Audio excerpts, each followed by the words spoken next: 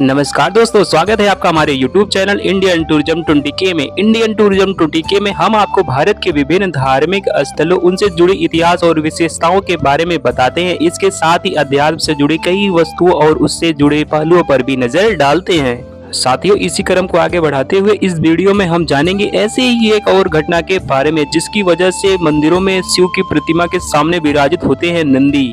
साथियों, इससे पहले कि हम आगे बढ़ें, आप हमारे चैनल को सब्सक्राइब कर लीजिए और नीचे दिए गए बेल आइकन को भी प्रेस कर लीजिए, जिससे आपको हर नए वीडियो की नोटिफिकेशन मिलती रहे। साथियों, मंदिर में जहां भी भगवान शिव की मूर्ति स्थापित की जाती है, उनके सामने नंदी महाराज सदैव विराजमान रहते हैं। लेकिन क्या कभी आपने सोचा है कि आखिर हर मंदिर में ऐसा क्यों होता है? आइए जानते हैं भगवान शिव के वाहन नंदी से संबंधित एक पौराणिक कथा, जिससे हमें पता चलेगा नंदी कैसे बने महादेव की सवारी। नंदी के पिता शिलाद मुनि ब्रह्मचारी हो जाने के कारण वंश समाप्त होता देख उनके पिता ने अपनी चिंता उनसे व्यक्त की। शिलाद मुनि योग आदि में व्यस्त रहने के कारण गृहस्थ आश्रम नहीं अपनाना चाहते थे। शिलाद मुनि ने संतान की कामना से इंद्र देव को तप से प्रसन्न कर जन्म मृत्यु से हीन पुत्र का वरदान मांगा, परंतु इंद्रदेव ने यह वरदान देने में असमर्थता जताई और भगवान शिव को प्रसन्न करने के लिए कहा। भगवान शंकर ने शिलाद मुनि के कठोर तप से प्रसन्न होकर उन्हें स्वयं शिलाद के पुत्र के रूप में प्रकट होने का वरदान दिया और नंदी के रूप में प्रकट हुए। भगवान शंकर के वरदान से नंदी मृत्यु से भय मुक्त, अजर, अमर और रुखी हो गया।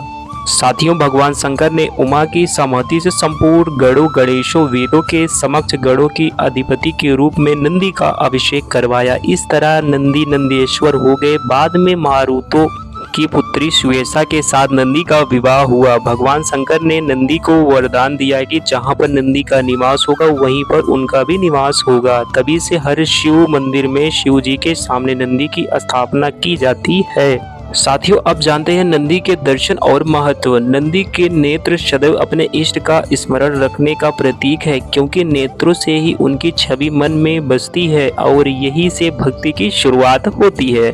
साथियों, नंदी के नेत्र में यह बात सिखाते हैं कि अगर भक्ति के साथ मनुष्य में क्रोध, अहम व दुर्गुणों को पराजित करने का समर्थन न हो तो भक्ति का लक्ष्य प्राप्त नहीं होता। नंदी के दर्शन करने के बाद उनके सींगों को स्पष्ट कर माथे से लगाने का विधान भी है। माना जाता है कि इससे मनुष्य को शक्ति बुद्धि आती है और उसका विवेक जागृत होता है।